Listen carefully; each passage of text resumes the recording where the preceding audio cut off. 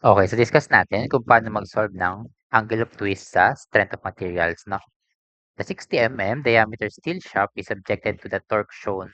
Determine the angle of twist of the end A with respect to C. Okay, so dito, ang kailangan natin ay angle of twist ng A with respect to C. Ito yung hinahanap, no? Okay, so dito, constant naman yung cross-section given yung diameter tsaka yung modulus of rigidity na G, no? So dito, alam niyo ba natin ano bang formula ng angle of twist? Simply, that is, diba, TL over JG.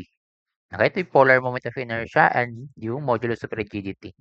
Yung L given naman, di ba, per segment, may dalawa tayong segment, di ba?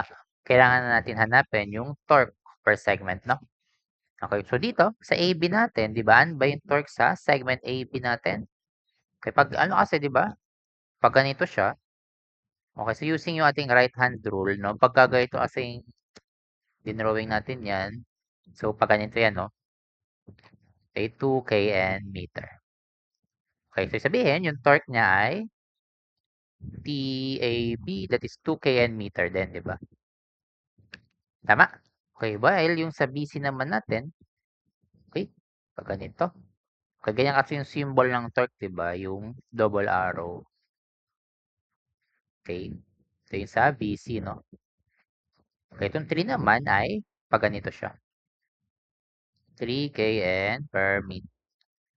kN meter na. So, sabihin, pag ganito yun sa TBC, which is equal to 1 kN meter. Okay, mag-summation horizontal ka lang dyan, di ba? Kasi nga, 2 yung pa left, 3 yung pa right. So, sabihin, 1 pa right yung sa TBC or tension, no? So, sabihin, positive yan pag ganyan, no?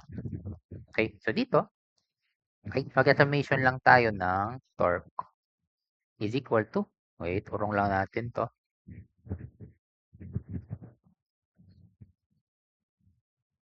Yan.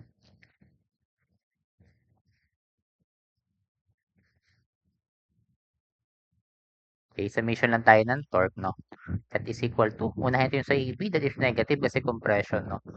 Okay, negative 2 times, okay, yung length natin ay, sa AB ay 600, no? 600, okay. Then yung dito sa BC naman, since tension yan, plus 1, times yung length ng BC natin, which is ito, 400, no? Okay, that is 400. Okay, all over, di ba? JG, which is, di ba, ang polar moment of inertia, that's pi over 32, but times 60 raised to 4 times 75. Okay? Yan, consistent na yan, no? Yung unit niyan. Kasi di ba ito naka-mm, kasi ito, ay wait, convert pala natin to sa times natin ng 10 cube, no? Okay? Ng 10 cube. Okay, kasi nga, di ba, kn meter siya, para yung meter natin maging millimeter. Okay? So now, yan ay ating answer, no? So, input na lang natin yan sa CalCube. Okay? Since angle of twist yan, ang units dyan ay rad, no? Okay, negative 2 times 600 plus 400 times 10 cube, okay, all over pi over 32 times 60 raised to 4 times 75. Okay, ito na ating answer. Negative 8.3835. Negative 8.3835 times 10 raised to negative 3 radians. Or, okay, so pag times mo na, okay, pi 180 over pi, no? Kasi nga nakarad yan, so para maging degree siya. Negative 0.4803. Negative 0.4803 degrees. Ito na yung ating answer. Okay, so yun, madali lang siya, no? Ang kailangan lang talaga dito, kunin mo lang yung torque per segment. Then, substitute na sa formula.